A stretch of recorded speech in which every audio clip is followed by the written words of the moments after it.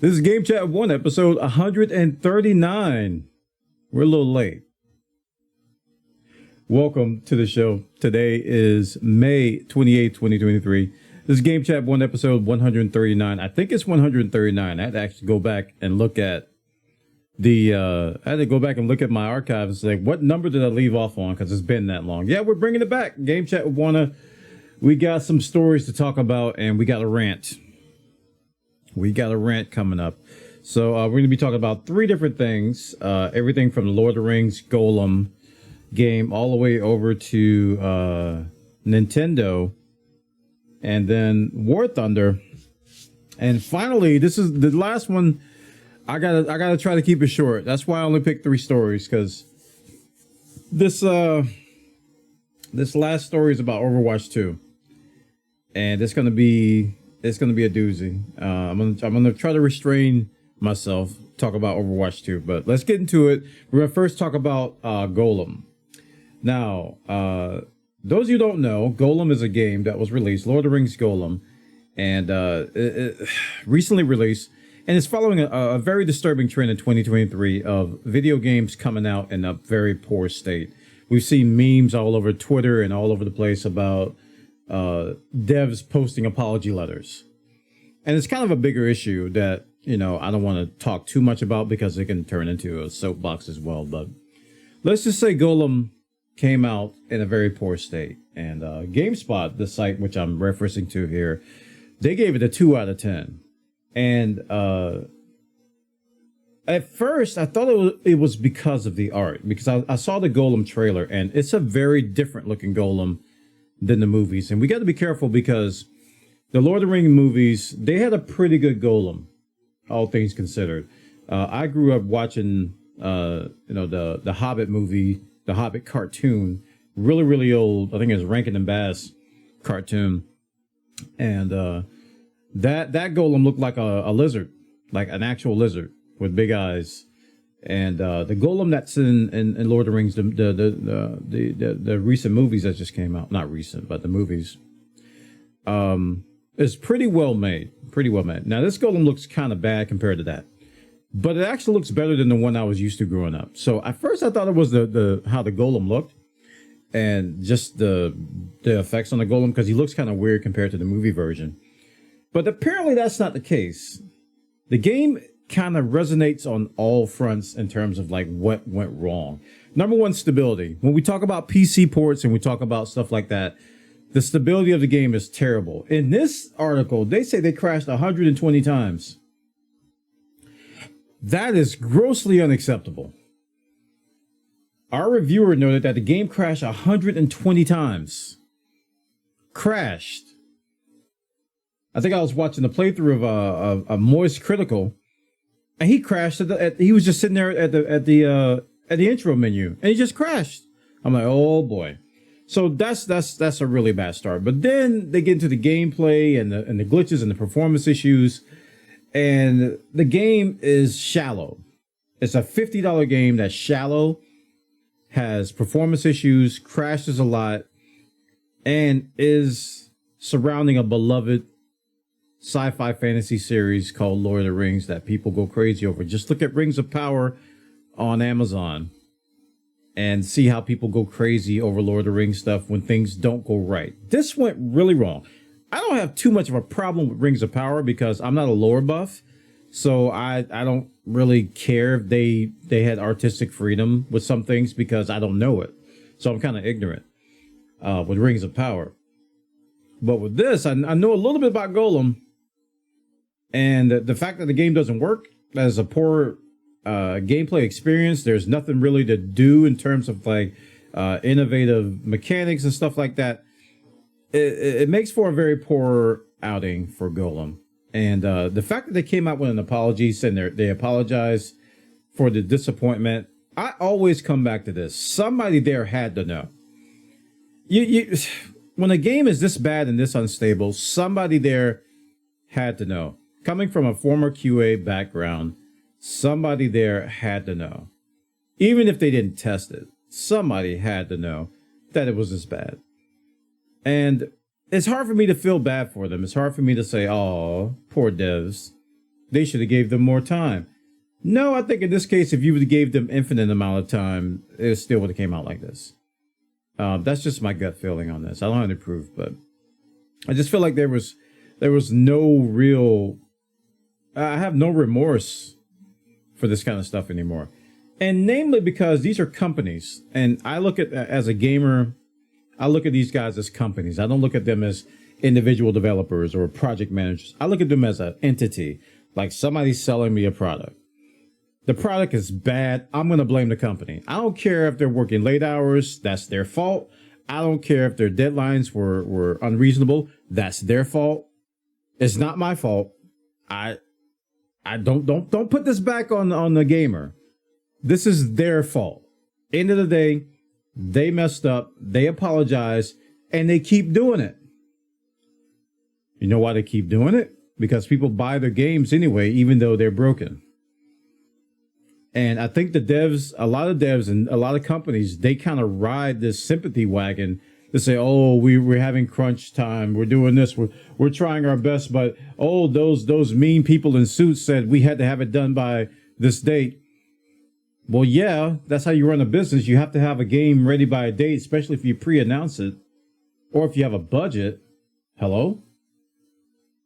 Infinite budgets are not a thing. So my sympathy well is kind of dry with a lot of these games coming out. And again, that meme comes to mind where it's just like a whole bunch of apology letters on Twitter. These, you know, the Cyberpunk one is the most famous one, the big yellow box with text in it, apologizing for stuff they knew. This is not a surprise. I've been a part of projects where things were a surprise, and when you have this many issues, there's no way they're surprises. They had to have known. Same is true for Gollum. I really think they had to have known that these things were coming. And they're trying to go to the Switch. I read in here that they're going to the they're thinking about going to the Switch. I don't think that's going to be a good look at all. I think they should just cancel it altogether. So software development in terms of gaming right now is in a very terrible state. It's in a very bad state. And gamers are starting to notice. And I really think more and more people over time are just going to say, I'm going to wait. Some people can't wait. Some people can't wait. They're just going to be like, oh, I'm going to buy it. I'm going to pre-order. I'm going to do this. I'm going to do that. But some people are just going to wait. I'm just going to wait. I'm not going to buy this game. I'm going to wait for the reviews. I'm going to wait to see if there's any bugs, especially if there's a console version and they're porting it over to PC, because we know how that goes. We do. We know how that goes. So, yeah, check the story out over on GameSpot.com. They got the details. The Lord of the Rings Gollum, really, really bad launch, man. And it's just a sign of how things are right now. Speaking of how bad and how a sign of some other segue, WarThunder. Now this one hurts. I'm gonna be hurting a little bit later too with Overwatch, but this one kind of hurts because I was getting into WarThunder, man. Just like a couple months ago, I put in probably I want to say over 100 hours just in a short time span of grinding air realistic battles and tank realistic battles. If you don't know what WarThunder is, it's a war game. Duh. It's a war game where you essentially you fly planes. That's kind of where it was first. When it first was released, it was known for all the planes, and then they eventually added tanks, and now they have a naval game mode. And it's a free-to-play game, so you know where this is going. It's a free-to-play game, and it has a very, very aggressive monetization model. Not necessarily pay to win, but kind of pay to win, but an incessive grind. I think WarThunder has been known to be a very grindy game, like Korean levels of grind, and it's true. It's true. So what's going on? WarThunder. This is a big story because this is one of those cases where gamers have been patient, and gamers have been saying, "Okay, please fix the game. Please fix the game. Please fix the game." And what's going on? Well, the WarThunder economy is kind of in shambles because they have this in-game currency called Silver Lions, and they're used for a lot of different things. namely to repair your vehicles. When you play a game and your tank gets blowed up and you come back to the lobby, you have to repair your vehicle, and it costs silver lions to do that. If you can't repair your vehicle, you either have to wait a really long time. If you don't have enough silver lions to repair, you either have to wait a really long time or you have to fork out some cash.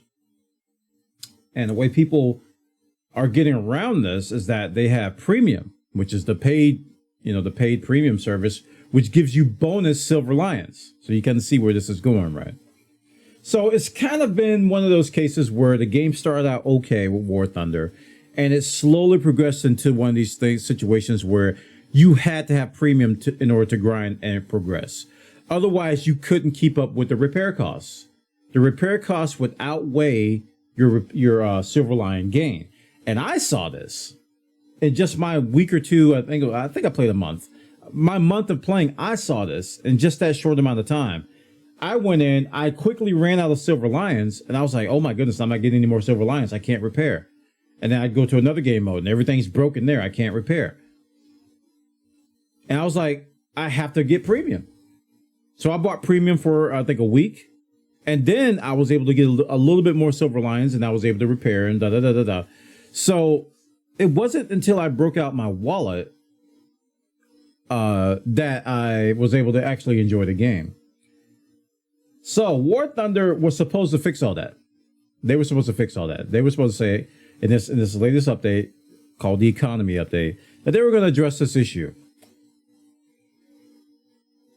They didn't.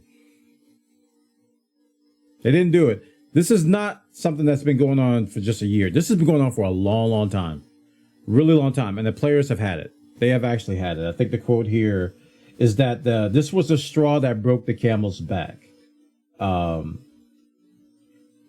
Yeah, it says, this is from a content creator, Tankenstein. Says Tankenstein is getting the crux of the matter here, which is that this explosion of anti-Gaijin, that's the developer, sentiment is not something that's been sparked by a single blog post or one proposed economy change. It is abundantly clear that WarThunder players have had a laundry list of grievances about the game's monetization and feel that over recent years, the game has become worse in this regard. There you go. The recently proposed changes were not in and of themselves the reason for this outpouring of anger. They're the straw that broke the camel's back. There you have it. That's the reason why this is such a big deal. And the players have kind of mobilized and gone on a negative PR campaign in the form of Steam review bombs. If you go check out the WarThunder, I think it's still pretty bad right now. The Steam reviews, they were overwhelmingly negative. And it like changed overnight. It was like 60 to 90,000 reviews over a short period of time where they just review bombed the game. And they have had it. So naturally, Gaijin responded. Gaijin went back and they reverted the changes. I'm kind of going out of order here. They reverted the changes first that they made and put it back to where it was before. But the players were like, well, we don't care. We already know what you're going to do. Because you said you were going to fix it before, you did fix it, and now you're reverting the change because we're mad. It's the straw that broke the camel's back. So the review bomb happened, and I'm sorry, not a review bomb, but they reverted the changes, and they review bombed it after they made the changes. And this is Gaijin's response. This is the part that kind of amazed me. They say, of course, a review on Steam is also a platform for expression. However, the majority of new players just look at the score evaluation and do not read the text of reviews and do not go into what they were left for. They were left for. So review bombing does damage to the game in that new players simply won't try it. While it doesn't raise their awareness of the problems you've noticed. If your goal is not to hurt the game, please use less destructive ways.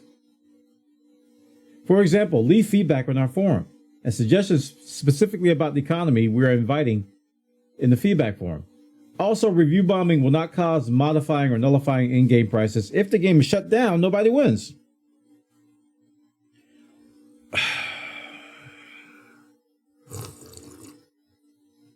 Well, see, if this was the first time this happened, he may have had a point. But if you look at it from the player's perspective, they're like, well, we tried the forums. We tried the feedback forums. We tried social media. We tried contacting you through the creators on the creator program. The creators on the creator program have tried contacting you. This is not something new. See that theme that with Gollum and everything? This is known. These are known issues. This is not something new. So while I don't agree with review bombing in itself, I can kind of understand why the players are doing this, because they have tried everything mentioned in this quote. They have tried everything that these devs have said. Hey, why don't you just go to the forum? Why don't you just go to the feedback forum? Would you just let us know what the problem is? There's no need to be upset. You could just come over here and talk to us about it, and everything will be okay. No, that's some baloney. That's some baloney. That's some grade A baloney. I think it's too late. I'm sad to say it's too late, because I'm sad about this, because I really like WarThunder as a game. It is such a great game. So fun to play. Solo with friends. Really, really good game. The monetization and the progression systems are really broken. And it's like the one thing I warn people about when I'm like, okay, if you play WarThunder, you're going to need premium. Which means it's not a free-to-play game. So that's when you explain this to somebody, you like, hey, how's WarThunder? You like, it's good, but you got to pay. It's not free-to-play. You can try it out for free. It's like a demo, but you got to have premium. And even then, you're going to be grinding your face off. So it makes me sad, because I was really excited to get into this game, because I was getting better at it, especially with airplanes. I was getting better. I was reading some guides. I was doing some stuff with that. And I was actually getting better slowly. And tanks, I was getting better as well. And boats, I was getting better too. I was having a lot of fun, but I ran into that silver lion wall. I was like, man, this is all the fun just got zapped out of the game. It really did. And the WarThunder vets know this. These guys with 2,000 plus hours, and they're saying that this has been this way for a long time. They're not exaggerating. This is not an exaggeration. This is actually true. Actually true. Because I was in the I wasn't even in the high BRs. I was in like the BR like 6, like 5, 6, 7. And you get up to the top, man, the repair costs are just stupid. They're just stupid. That's the only way I can think of. They're stupid. Stupid high repair costs. Not to mention the other thing they're doing. They're unfolding vehicles. Let me tell you about this. This surprised me. Surprise face. They used to have what they call folders, and there was like variants. So when you unlock the vehicle, it'd be a little folder, and you unfold it, there'd be like 2 or 3 little minor variants of that, right? But to get access to those, all you had to do was unlock just that folder. Oh no, they opened the folder, they copied and they pasted them outside the folder. So now you got to research all 3 of those different minor variants separately, thus increasing the grind. Woo-wee! This is awful. Unless they completely rework the monetization system, I fear that this is going to hurt WarThunder's growth, because they've been growing. The game has been growing. And it has been getting some good feedback, especially from like it is on console, I believe. I've heard some console people talk about it. And it's just like outside of these negative circles, it's generally a well-received game, even though people do know that it is very grindy. But oh my goodness, man, it is ridiculously grindy and ridiculous. The monetization just sucks the life out of you. And the premium is required. And even now, when you have premium, the grind is ridiculous. So check this story out, guys. This is ongoing. Oh, I didn't mention this. They had a boycott on May 26th, but it didn't do much good. If you look at the Steam DB chart, May 26th, yeah, you can see the trend is kind of the same. Yeah, the May 26th boycott really didn't do anything. That's why I didn't mention it that much. Which I kind of figured it wasn't gonna do anything. I think review bombing is one thing, but these guys, let's face it, they're addicted to the game. They're gonna play. they're gonna play. But the growth, you see this growth here? Look at this lifetime growth. Over 2013. That is a really, really nice trend, right? You see that? That is a growth. That's gonna stop. That's what I think is gonna happen. That right there is gonna stop. The growth trend is gonna stop. It's either gonna flatten or it's gonna start to go down because of this. Because you can't hide. You can't hide this. Let me see if I can get on the Steam page. I'll just go there. Steam powered. Let's go check out the let's go check out the current. Here we go. Mostly negative now. Oh, it's only mostly negative. So it's starting to improve. It was overwhelmingly negative before. Yeah. Yeah. Yeah. You see that? You see that big dip there? That right there is what I'm talking about. And people are going to see this when the game, if they're like, hey, let me check out WarThunder, and they see it's mostly negative, you would be surprised. You would be really surprised how much this affects people's decision to play a game. If they go, they're like, hey, have you tried this game? And like, no, let me go check it out. And they go to the Steam page and they see, oh, the reviews are mostly negative. I'm not going to try it. They don't even read them. And this is what Guy Jin was saying in their quote here. That's exactly what Guy Jin was saying in their quote here. It's like a lot of people don't even, they just see the negative reviews. I don't think they're quoted here, but they did say this. They don't even read the reviews. They just see it's negative and they don't even try the game. It's going to hurt the game's growth. They're absolutely right. But the players are desperate. Guy Jin won't listen otherwise. They're very desperate. And again, I don't condone Steam review bombing, but when you've been telling the developers for years and the developers are ignoring you, it's like these players have reverted to the only thing they know to do to get their attention. That's to go in their pockets. That's the only way they're going to listen. Check it out. PC Gamer has a story. WarThunder is in shambles chat. Shambles. And for our third story, we're going to talk about Nintendo. Dun, dun, dun, dun, dun, dun, dun, dun, Nintendo. And surprise, surprise, Nintendo's sending down a takedown notice. I ain't talking about Zelda. You're crazy. No, I ain't talking about Zelda. Nintendo is sending a Valve DMCA notice to the Steam release of the Wii emulator called Dolphin.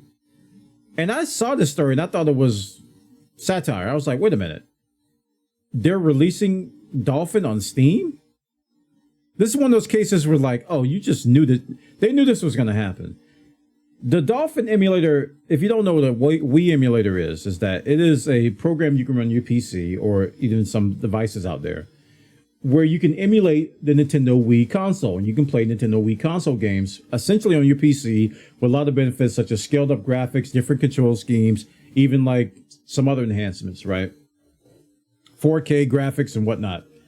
And the Dolphin has been known in the emulator world for quite a while, but it's been kind of like an underground scene. To put that on Steam is kind of daring Nintendo to do something. So I was kind of surprised, not that Nintendo sent a DMCA notice, I was surprised that the authors put this on Steam and expected nothing to happen. Because you may not know, most of you know, Nintendo don't play around when it comes to emulation. They will bring the hammer down. They will go Thor on you. If you run any kind of Nintendo emulator and they know about it, they're coming at you. So yeah, the development team launched this on the Steam page on March 28th and announced on the Dolphin blog writing, "We're pleased to finally tell the world of our experiment. This has been a product of many months' work and we look forward to getting it into user hands soon." Nintendo's like, because the Dolphin emulator violates Nintendo's intellectual property rights, including but not limited to its rights under Digital Millennium Copy Act, DMCA's anti-circumvention and anti-trafficking provisions 17.USC 1201, we provide this notice to you of your obligation to remove the offering of the Dolphin emulator from the Steam store.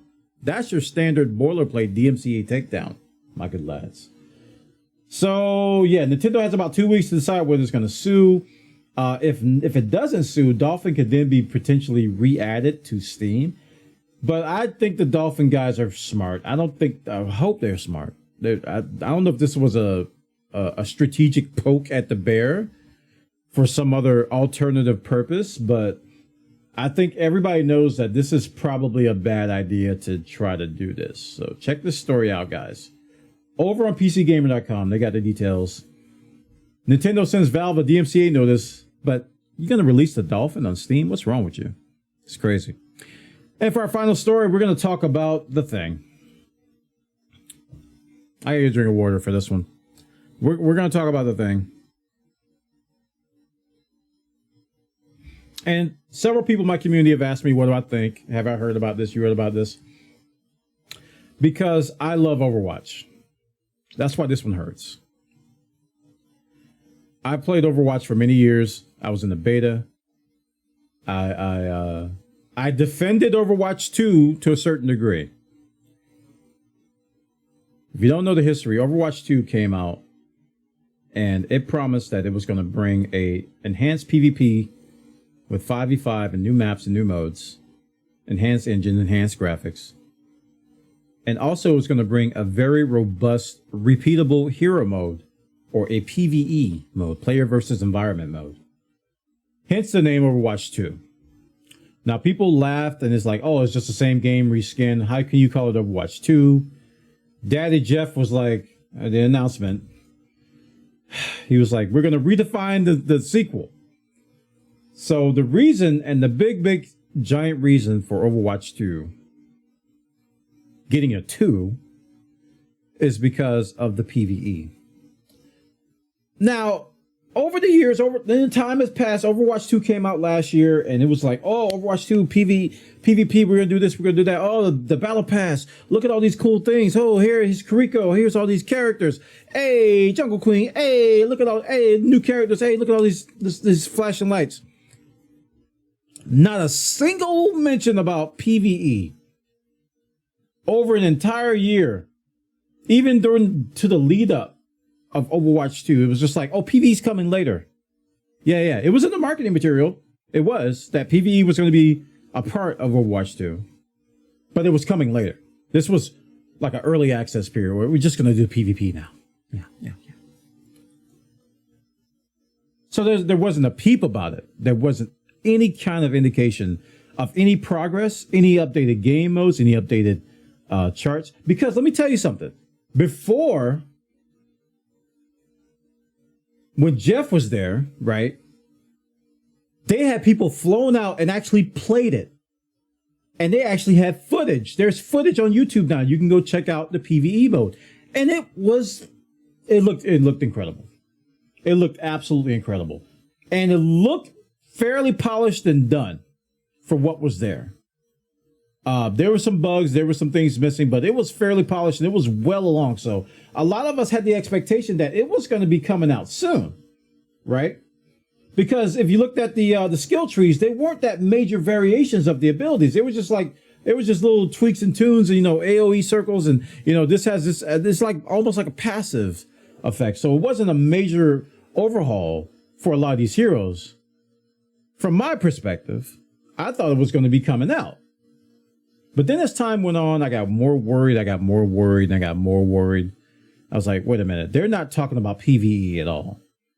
Every dev talk they have, everything, they're avoiding it. I was like, I got a feeling they're going to cancel it. I think I've said that many times on my live stream. I think I've said it in Discord. I'm just like, it doesn't look like it's coming. I feel this pit in my stomach that it's not coming. Well, guess what? I was right. You were right too if you guessed the same thing. Overwatch 2 has canceled their PvE mode. And this is, for me, the reason why the game is truly dead to me. I'm never playing it again. Nope. I'm done with it forever. And that's saying a lot coming from me, because I put a lot of hours into this game. I love it. It was so much fun. But I'm never coming back to this game. And it's not just because of this. I'd already stopped playing the game even before they made this announcement. But this solidified it. I'm like, well, I'm just done. That's it. Because there was so many more things that were going on with the game, which I did not like. I did not agree with. and they were going in a direction that I hated. I'm just like, why are they ruining my game? I was like, Godfather, I'm like, look what they did to my boy. No, come on, you know. And it's really sad because there was so much potential. So much potential in Overwatch 2 PvE that it was kind of remarkable that they were doing this. I was like, man, Blizzard's doing it right. That's what I was thinking to myself. I'm like, I can't wait for Overwatch 2 PvEs because we get a little taste of it with the little like Junkenstein and a little, you know, like the Lucio Ball. I don't know, whatever. All the little modes that they do. Some of them PvP, some of them PvE. They do these little spin-off modes, which are really, really good, really fun. Blizzard knows how to do PvE. The company knows how to do PvE. They do. So I was really excited they could take this shooter that I really like and make a full-fledged PvE mode. And turns out they couldn't do it. This is the third time they have tried to do it. First time was StarCraft Ghosts. They failed tremendously. Second time, it's Project Titan, which is what Overwatch was actually based off. They took the assets from Project Titan, which was supposed to be another MMO, PvE, and they failed with that. Came out with Overwatch. It was PvP only. Overwatch 2 was supposed to bring the PvE back, and they failed again. So 3 strikes, you're out. They cannot make a shooter PvE game. They just can't do it. Blizzard doesn't have it in their DNA. They can't do it. They lack something. I don't understand. So if that was not enough,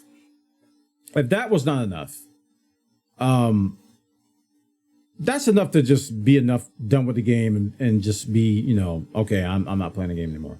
This is where it goes a step further. This is where it goes to the realm of, okay, I'm disappointed too. All right, there's a little bit of resentment here. The developers have come out and say, oh, we're still going to have PvE. No. Don't worry. We're still going to have PvE. It's just going to be little experiences that we extract and that we do. And we're going to put it behind the battle pass. So this is the part that really ticked me off. They're going to continue to do Junkenstein stuff because that's what this is going to be. It's going to be like Junkenstein. It's going to be like all the little PvE, little mini things that you play for 20 minutes and then you don't play again. They're going to keep doing that, right? Which is, who cares? Who cares about that? But to do that, you're going to have to give them money.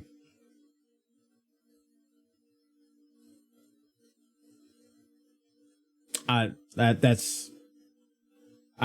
can't with this game anymore. I really, that's just it. That's just it, man. And they're trying to make us feel better and say that, oh, you're still getting PvE. It's just going to be a different form. And even the apologists are out there saying, well, we're still getting PvE. We're kind of, you know, we're kind of still getting. No, stop it. Stop. Just stop it. They are deceiving and just twisting this and feeding you some corporate speak, which is not a good look. This game is done, man. It is done. If you still play Overwatch 2, you know, kudos to you. I didn't like the game, even without the PvE. I was done with it. I was tired of it. And now I'm done. Like, the only reason I was going to come back was for PvE. And now there's not there. And I don't want to play. That was the last game. There's no more games at Blizzard that I play. I don't play StarCraft no more. I don't play WoW. I don't play Heroes in the Storm anymore. I don't play this. I'm not going to play Diablo. I'm not playing Diablo 4. That's it. Bye, Blizzard. That's it. GG. There's nothing else. Absolutely nothing else. And I got more to say about this, but I'm going to keep it short here because we're getting long. It's absolutely appalling what they've done here. Absolutely appalling. And